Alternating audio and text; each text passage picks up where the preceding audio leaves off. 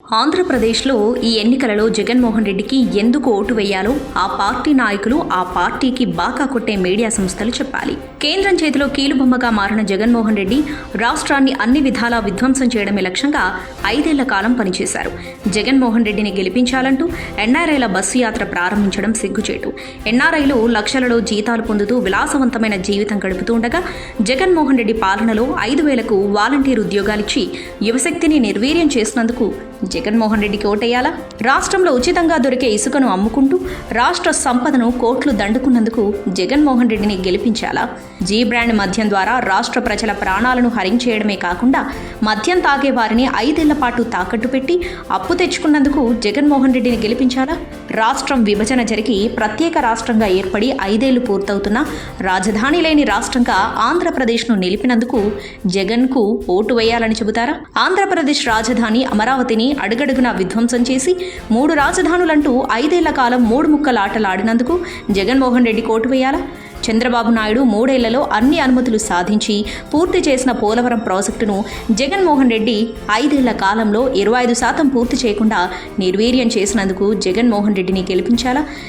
దిశ లేని చట్టరూపం దాల్చని దిశా చట్టాన్ని తీసుకొచ్చి వాటికి ప్రత్యేక పోలీస్ స్టేషన్లను ఏర్పాటు చేసి రాజ్యాంగాన్ని అపహాస్యం చేసినందుకు జగన్మోహన్ రెడ్డిని గెలిపించాలా?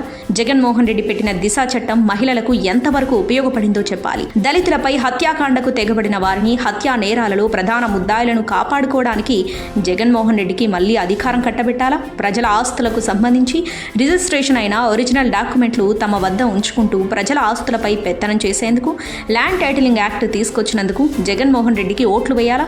రాష్ట్రంలో ఏ గ్రామంలో చూసినా నిరుద్యోగులు దర్శనమిస్తారు. ఉద్యోగ ఉపాధి అవకాశాలు లేక యువత మత్తుకు బానిసైపోతున్నందుకు జగన్మోహన్ రెడ్డిని గెలిపించాలా? దేశంలో ఎక్కడ గంజాయి దొరికినా వాటి మూలాలు ఆంధ్రప్రదేశ్లో ఉండటం రాష్ట్రాన్ని మొత్తం మార్చినందుకు జగన్మోహన్ రెడ్డిని మళ్లీ గద్దెపై ఉంచాలా? జగన్మోహన్ రెడ్డికి ఒత్తాసు పలుకుతున్న మేధావి ముసుగులో ఉన్నవారు, జగన్మోహన్ రెడ్డికి బాగా ఊదుతున్న జర్నలిస్టుల ముసుగులో ఉన్న రాష్ట్ర విధ్వంసకారులు జగన్మోహన్ రెడ్డిని గెలిపించాలంటూ 4 బస్సుల్లో బయలుదేరిన ఎన్ఆర్ఐ మిత్రులు ఆంధ్ర రాష్ట్ర భవిష్యత్తును గుర్తించండి. రాష్ట్ర భవిష్యత్తు కంటే జగన్మోహన్ రెడ్డి వేసే ఎంగిలి మెతుకులే ప్రమాణంగా తినాలనుకుంటే జగన్మోహన్ రెడ్డి తరపున తప్పుడు ప్రచారాలకు బయలుదేరండి. ఆంధ్ర రాష్ట్ర ప్రజలారా, తప్పుడు ప్రచారాలతో ఆంధ్ర రాష్ట్రం అభివృద్ధిలో 5 ఏళ్ల పాలనలో 20 ఏళ్లు వెనక్కి వెళ్ళింది.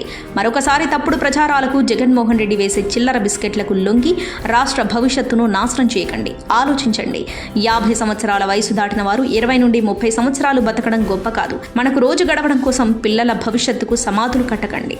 18 సంవత్సరాల యువకుల భవిష్యత్తును దృష్టిలో ఉంచుకొని ఆంధ్ర రాష్ట్ర అభివృద్ధిని కాంక్షించే ప్రతి ఒక్కరూ ఆలోచించి ఓటు వేయండి.